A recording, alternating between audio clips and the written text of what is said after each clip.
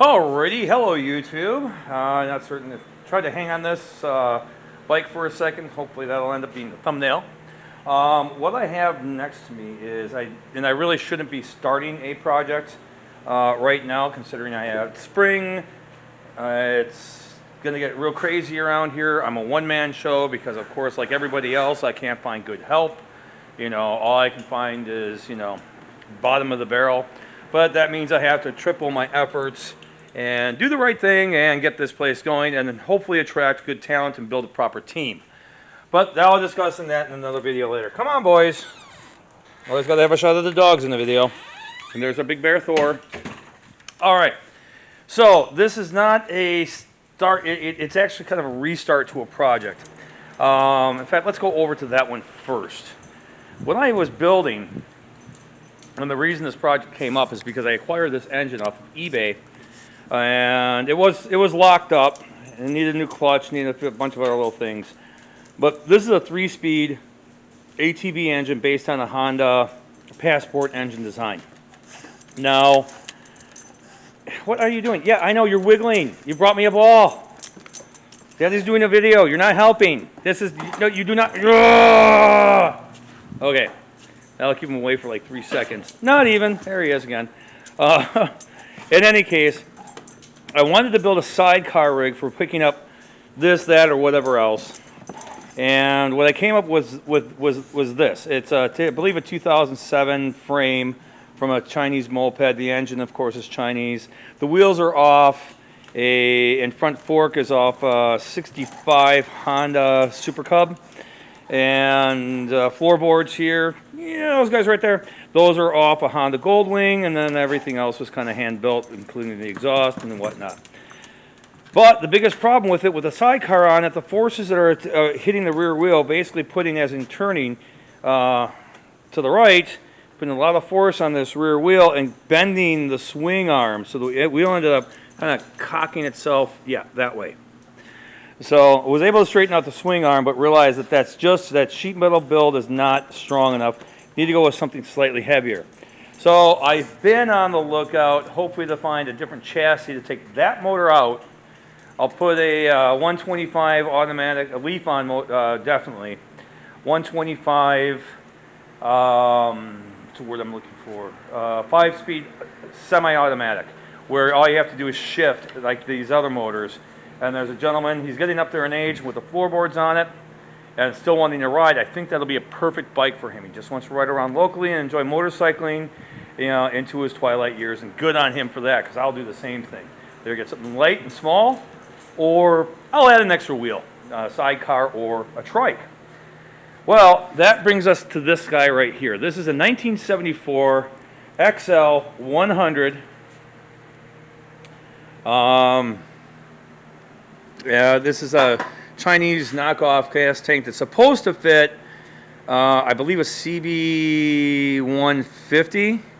And then, of course, I've got a mock-up motor here just to get a general layout. I have to modify the frame. As you can see, the head won't fit between there. So that'll have to be taken care of. But with a stronger swing arm, and I might reinforce it just a bit. That's entirely doable. But with a stronger swing arm, I'm hoping I'm not going to have that problem I had with the other, of it twisting. I don't believe I will. The rims seem to hold up fine. These are slightly heavier duty, being a slightly larger bike. The original, that was off a 50cc. This obviously is 100. But this actually ended up being, once I rebuild the engine again, right now it's going to go up to a 107cc or 110. And eventually I'll probably punch that up to 125 or a little higher. I think the maximum I want to go, knowing these motors, is about 152 cc's. Beyond that, you really got to look at your casings and where they came from and how they were made, because they have a habit of breaking the case of, just too much power out of the design. So that being said, we're going to stretch this part of the frame out, just widen this a little bit, allow the motor to sit in there, make my motor mounts, line everything up, get a new sprocket for the back of it, and hopefully have this running for the August 7th Brewtown Rumble show. The sidecar rig, the sidecar I built for the other bike, is in back. and I really, really want to have my little micro sidecar rig. And the reason being, I don't want to run my van up to the parts store for a spark plug.